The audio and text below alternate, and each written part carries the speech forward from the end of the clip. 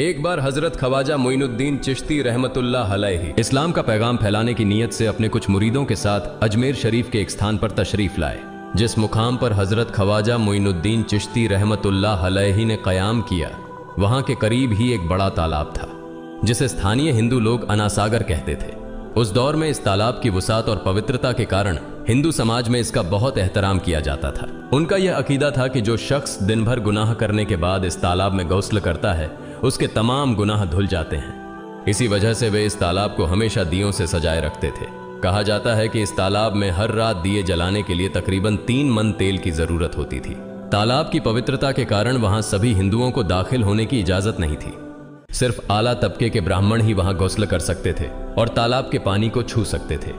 उनका यह मानना था कि अगर ब्राह्मणों के अलावा कोई और तालाब के पानी को छू ले तो पानी नापाक हो जाएगा। हजरत ख्वाजा मोइनुद्दीन चिश्ती रहमतुल्लाह अलैहि और उनके मुरीद लंबे सफर से थके हुए थे। कुछ देर आराम फरमाने के बाद जब नमाज का वक्त हुआ तो ख्वाजा मोइनुद्दीन चिश्ती रहमतुल्लाह अलैहि ने हजरत बख्तियार काकी रहमतुल्लाह अलैहि को अजान देने का हुक्म दिया। हुक्म पाकर हजरत बख्तियार काकी रहमतुल्लाह अलैहि ने अजान देना शुरू किया। उस वक्त हिंदुस्तान में तौहीद का पैगाम और अजान के अल्फाज किसी ने नहीं सुने थे। जब लोगों ने पहली बार अजान के अल्फाज सुने तो उनके दरमियान हलचल मच गई। लोग अपने घरों से बाहर आकर एक दूसरे से कहने लगे, ये फकीर लोग कहां से आ गए और ये क्या पढ़ रहे हैं। अजान खत्म होने के बाद हजरत ख्वाजा मोइनुद्दीन चिश्ती रहमतुल्लाह अलैहि और उनके साथियों ने अनासागर तालाब पर जाकर वुजू करना शुरू किया। जब हिंदू पुजारियों ने देखा कि एक अजनबी दरवेश उनके मखसूस तालाब का इस्तेमाल कर रहा है तो उनके दिल में गुस्से की आग भड़क उठी। एक पुजारी बोला, यह दरवेश कहां से आ गया? बिना हमारी इजाजत के इसने हमारे पाक तालाब को हाथ लगा दिया। हम इस तालाब को कितना मुकद्दस मानते हैं और इन मुसाफिरों ने इसे नापाक कर दिया है। इसका कोई हल निकालना ही होगा। इसके बाद हजरत ख्वाजा मोइनुद्दीन चिश्ती रहमतुल्लाह अलैहि ने तमाम साथियों के साथ मिलकर जमात के साथ नमाज अदा की। लोग ये मंजर देखने लगे और कहने लगे, ये तो कोई अजीब फकीर है। हमारे मंदिरों में सब देवी देवता मौजूद हैं और ये उनकी इबादत न करके किसी नए खुदा की इबादत कर रहा है। अगर मंदिर के बाहर भी कोई खुदा है तो उसे भी मंदिर में रखा जाना चाहिए ताकि लोग उसकी भी पूजा कर सकें। शाम ढलने लगी। शाम होते ही राजा पृथ्वीराज के ऊंटों के चरवाहे अपने ऊंट लेकर उस जगह पहुंचे। इत्तेफाक से हजरत ख्वाजा मोइनुद्दीन चिश्ती रहमतुल्लाह अलैहि उसी जगह पर तशरीफ फरमा थे जहां आमतौर पर राजा के ऊंट आराम किया करते थे। चरवाहों ने देखा कि एक दरवेश का काफिला उनके मुकाम पर आकर बैठा है। उन्होंने हजरत ख्वाजा मोइनुद्दीन चिश्ती रहमतुल्लाह अलैहि और उनके साथियों से कहा, अरे फकीर बाबा, आप कहां से तशरीफ लाए हैं और यहां आकर बैठ गए? क्या आपको मालूम नहीं कि यहां रोजाना राजा पृथ्वीराज के ऊंट आराम फरमाते हैं? राजा के ऊंट यहां आराम करते हैं। ये जानते हुए भी आपने यहां बैठने की जुर्रत कैसे की? हजरत ख्वाजा मोइनुद्दीन चिश्ती रहमतुल्लाह अलैहि ने उन चरवाहों को नरमी से जवाब दिया, बाबा, हम मुसाफिर हैं और अनजान हैं। हमें मालूम नहीं था कि इस मुकाम पर राजा के ऊंट आराम करते हैं। चूंकि हम पहले ही यहां रात गुजारने का इरादा कर चुके हैं, तुम अपने ऊंटों को आज किसी और जगह आराम देने ले जाओ। आसपास बहुत सी जगहें हैं।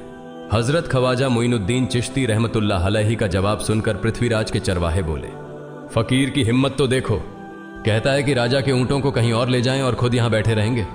फकीर बाबा, यह तो हरगिज मुमकिन नहीं है। राजा के ऊंट अपने ही मुकाम पर बैठेंगे।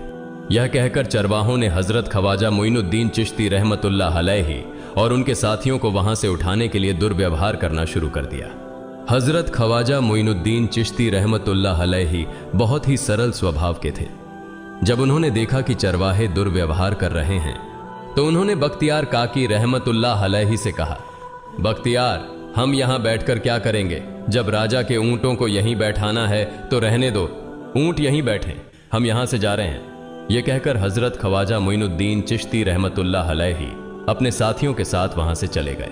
अगली सुबह जब ऊंटों को फिर से चरागाह में ले जाने का समय आया तो चरवाहे ऊंटों को उठाने की कोशिश करने लगे, लेकिन बार बार कोशिश के बावजूद वे ऊंटों को उठा नहीं सके, क्योंकि अल्लाह के वली हजरत ख्वाजा मोइनुद्दीन चिश्ती रहमतुल्लाह अलैहि ने कहा था कि ऊंट यहीं बैठेंगे। अल्लाह रब्बुल आलमीन ने उनकी यह दुआ कबूल कर ली थी और ऊंटों को आदेश दिया था कि जब तक मोइनुद्दीन चिश्ती खुद नहीं कहेंगे तब तक वे यहीं बैठे रहेंगे। इसके बाद चरवाहे ऊंटों के न उठने का कारण जानने लगे। उनमें से एक नेक चरवाहा था जिसने कहा, क्या तुम्हें याद है कि हमने कल यहां से एक दरवेश को उठाया था? जाते जाते उन्होंने कहा था कि हम जा रहे हैं, राजा के ऊंट यहीं बैठेंगे। मुझे लगता है कि उनके कहे शब्दों के कारण ही राजा के ऊंट उठ नहीं पा रहे हैं। शायद वह कोई बड़े वली हैं या अल्लाह का कोई अवतार है। इस बात को महामहिम राजा के समक्ष रखते हैं। इसके बाद चरवाहे पृथ्वीराज के पास पहुंचे और हाथ जोड़कर निवेदन किया, महाराज, हमने बहुत कोशिश की, लेकिन आपके ऊंटों को उनके स्थान से नहीं उठा सके और उन्हें चरागाह में घास चराने नहीं ले जा पा रहे हैं। राजा पृथ्वीराज ने आश्चर्य से पूछा, क्या ऊंटों को कोई बीमारी है जिस कारण वे उठ नहीं पा रहे? चरवाहों ने कहा, महाराज, ऊंट पूरी तरह स्वस्थ हैं, उन्हें कोई बीमारी नहीं है। पृथ्वीराज ने कहा, तो फिर वे अपनी जगह से क्यों नहीं उठ रहे? चरवाहों ने कहा, महाराज, कल उस स्थान पर एक दरवेश बैठे थे, हमने उनके और उनके साथियों के साथ काफी दुर्व्यवहार किया और उन्हें वहां से उठा दिया था। जाते जाते उन्होंने कहा था, राजा के ऊंट यहाँ बैठेंगे और उठेंगे नहीं। हमें लगता है कि दरवेश की बद्दुआ के कारण ही ऊंट अपनी जगह से नहीं उठ पा रहे हैं। तब पृथ्वीराज ने हुक्म दिया, अच्छा, जाओ और उस दरवेश को मेरे पास ले आओ। जब हजरत ख्वाजा मोइनुद्दीन चिश्ती रहमतुल्लाह अलैहि पृथ्वीराज के दरबार में पहुंचे तो पृथ्वीराज ने उनसे पूछा, ए दरवेश, आपने मेरे ऊंटों को क्यों पंगु बना दिया है? मेरे ऊंट भूखे मर रहे हैं, कृपया अपना जादू उनसे हटा लें। अगर जादू नहीं हटाया तो मेरे ऊंट भूखे मर जाएंगे। पृथ्वीराज की बात सुनकर हजरत ख्वाजा मोइनुद्दीन चिश्ती रहमतुल्लाह अलैहि मुस्कुराते हुए बोले, हे अल्लाह के बंदे, हम मुसलमान हैं और मुसलमान कभी जादू नहीं करते। तुम्हारे ऊंटों को मैंने नहीं बल्कि इस संसार के पालनहार महान अल्लाह रब्बुल आलमीन ने बैठाया है। उनकी आज्ञा से ऊंट बैठे हैं और उनकी आज्ञा से ही उठेंगे। लेकिन मैं उस सर्वशक्तिमान से प्रार्थना कर सकता हूं कि वह तुम्हारे ऊंटों को उठने की अनुमति दे। इसके बाद हजरत ख्वाजा मोइनुद्दीन चिश्ती रहमतुल्लाह अलैहि ने अल्लाह से दुआ की, हे अल्लाह, इन ऊंटों को उनकी जगह से उठने की तौफीक दें। हजरत ख्वाजा मोइनुद्दीन चिश्ती रहमतुल्लाह अलैहि की दुआ करते ही चरवाहों ने देखा कि ऊंट अपनी जगह से उठकर चरागाह की ओर बढ़ने लगे। यह दृश्य देखकर चरवाहे चकित रह गए और हजरत ख्वाजा मोइनुद्दीन चिश्ती रहमतुल्लाह अलैहि की करामत की खबर पूरे अजमेर में फैल गई। जैसे जैसे हिंदुओं के बीच हजरत ख्वाजा मोइनुद्दीन चिश्ती रहमतुल्लाह अलैहि की करामत की बातें फैलने लगीं और इस्लाम की महानता उनके सामने प्रकट होने लगी, मंदिर के पुजारी भयभीत हो गए। वे सोचने लगे, अगर यही चलता रहा तो सभी हिंदू मुसलमान बन जाएंगे। तब वे पृथ्वीराज के पास पहुंचे और निवेदन किया, महाराज, ये दरवेश हमारे राज्य में अशांति फैला रहे हैं। यदि आपने अभी इनका कोई उचित समाधान नहीं निकाला तो ये दरवेश सभी हिंदुओं को मुसलमान बना देंगे और तब हमारे देवताओं की पूजा करने वाला कोई नहीं बचेगा। आप इन्हें यहां से भगा दें, नहीं तो ये हमें यहां से बाहर निकाल देंगे। महाराज, हम आपको एक और भयावह बात बताना चाहते हैं। ये दरवेश कहते हैं कि जिन मूर्तियों की हम पूजा करते हैं वे पूजनीय नहीं है। उनका कहना है कि ये केवल निर्जीव पत्थर है जिनमें कोई शक्ति नहीं है। ये साधारण लोगों को इस तरह की बातें बताकर भ्रमित करना चाहते हैं। सबसे आपत्तिजनक बात यह है कि ये दरवेश हर दिन 5 बार हमारे पवित्र तालाब में हाथ लगाकर उसे अपवित्र कर रहे हैं। पुरोहितों की बात सुनकर पृथ्वीराज ने हजरत ख्वाजा मोइनुद्दीन चिश्ती रहमतुल्लाह अलैहि को बुलाया। जब हजरत ख्वाजा मोइनुद्दीन चिश्ती रहमतुल्लाह अलैहि उनके दरबार में पहुंचे तो पृथ्वीराज ने कहा, ए दरवेश, हम देख रहे हैं कि आप गोमाता का मांस खाते हैं और हमारे देवताओं का अपमान करते हैं। हमारे धर्म के बारे में तरह तरह की उल्टी सीधी बातें कर रहे हैं। हम यह सहन नहीं कर सकते। हम यह भी देख रहे हैं कि आप हमारे पवित्र तालाब को अपने अपवित्र हाथों से खराब कर रहे हैं। आप तुरंत हमारे देश से चले जाएं। हजरत ख्वाजा मोइनुद्दीन चिश्ती रहमतुल्लाह अलैहि ने कहा, बाबा, हम लोग तो केवल वुजू करते हैं, नहाते नहीं। अगर पूरी देह के स्पर्श से आपके तालाब का पानी खराब नहीं होता है तो केवल हमारे हाथ और चेहरे के पानी से तालाब अपवित्र कैसे हो सकता है? यह सुनकर पृथ्वीराज ने कहा, वे सभी लोग हमारे धर्म के हैं जबकि तुम लोग कहीं और से आ गए हो। तुम हमारे धर्म के नहीं हो, इसलिए तुम्हारे हाथ लगाने से हमारा तालाब अपवित्र हो जाता है। तब हजरत ख्वाजा मोइनुद्दीन चिश्ती रहमतुल्लाह अलैहि ने कहा, अच्छा बाबा, हम अब आपके तालाब के पानी को हाथ नहीं लगाएंगे, लेकिन हमें पानी की जरूरत है तो हम चाहते हैं कि केवल एक बर्तन में पानी ले लें। पृथ्वीराज ने कहा, ठीक है, तुम पानी ले सकते हो, लेकिन तुम्हारा बर्तन तालाब में लगे, तुम्हारे हाथ नहीं। अगर तुम्हारे हाथ स्पर्श करें तो हम इसके खिलाफ सख्त कार्रवाई करेंगे। राजा के साथ सहमति के बाद हजरत ख्वाजा मोइनुद्दीन चिश्ती रहमतुल्लाह अलैहि ने अपने मुख्य खलीफा बख्तियार काकी रहमतुल्लाह अलैहि से कहा, बख्तियार, जाओ और राजा के तालाब से एक बर्तन में पानी ले आओ, लेकिन बहुत सावधानी से पानी लेना ताकि तुम्हारा हाथ तालाब के पानी को छू न सके। बख्तियार काकी रहमतुल्लाह अलैहि हजरत ख्वाजा मोइनुद्दीन चिश्ती रहमतुल्लाह अलैहि के आदेश का पालन करते हुए आना सागर से पानी लेने गए।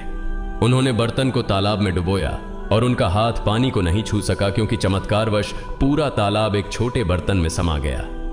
आना सागर पूरी तरह से सूख गया और उसकी तली में केवल सूखी रेत दिखाई देने लगी।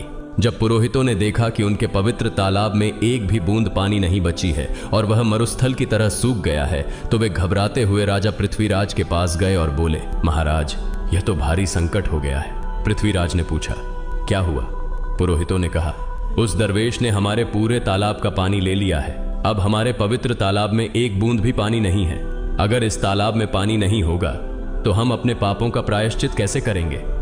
दूर दूर से हजारों हिंदू लोग इस तालाब में स्नान करने आते हैं ताकि वे अपने पाप धो सकें। अगर पानी नहीं रहेगा तो वे यहां आना बंद कर देंगे, जिससे हमारा बड़ा नुकसान होगा और अजमेर की मान मर्यादा मिट्टी में मिल जाएगी। पृथ्वीराज गहरे विचार में पड़ गए।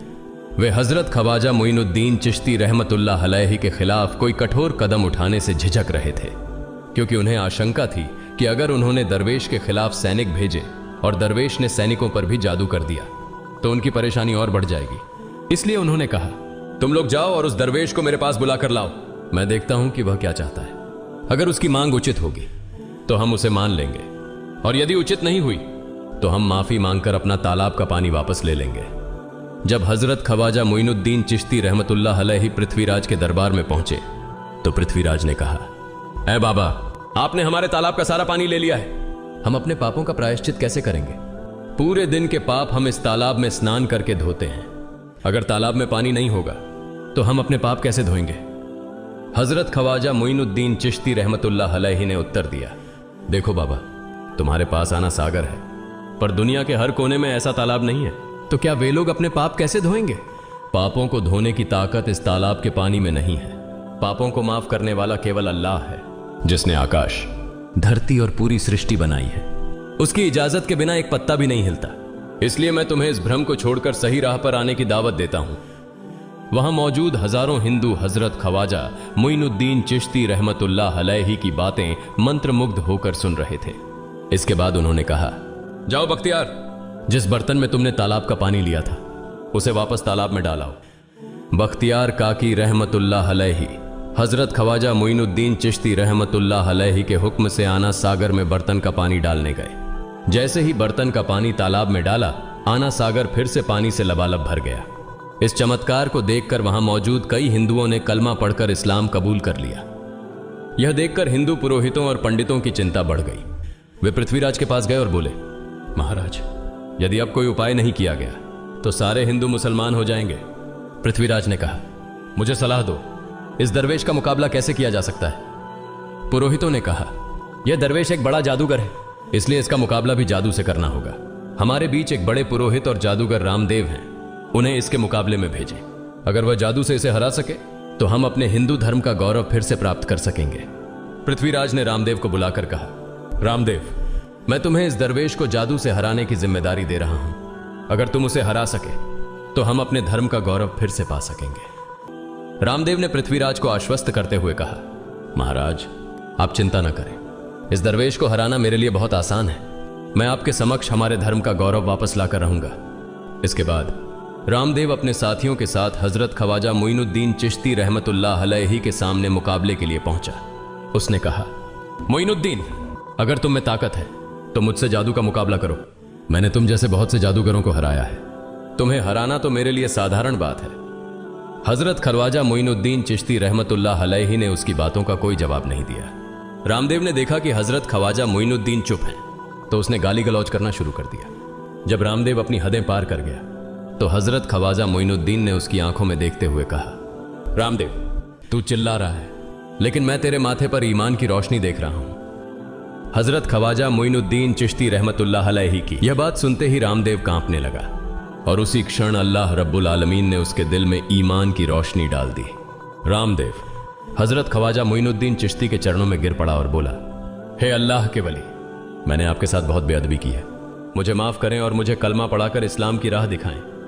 हजरत ख्वाजा मोइनुद्दीन चिश्ती रहमतुल्लाह अलैहि ने रामदेव को कलमा पढ़ाया और उनका नाम रखा मोहम्मद सादिक। इतिहास बताता है कि बाद में रामदेव मोहम्मद सादिक के रूप में एक बड़े अल्लाह के वली बन गए। प्रिय पाठकों, सोचें, जो रामदेव हजरत ख्वाजा मोइनुद्दीन चिश्ती को पराजित करने आए थे, वही अब उनके हाथ में हाथ देकर इस्लाम की शांति की छांव में आ गए। यह अल्लाह रब्बुल आलमीन का चमत्कार और शक्ति है, जो जिसे चाहे हिदायत दे सकता है। आमीन।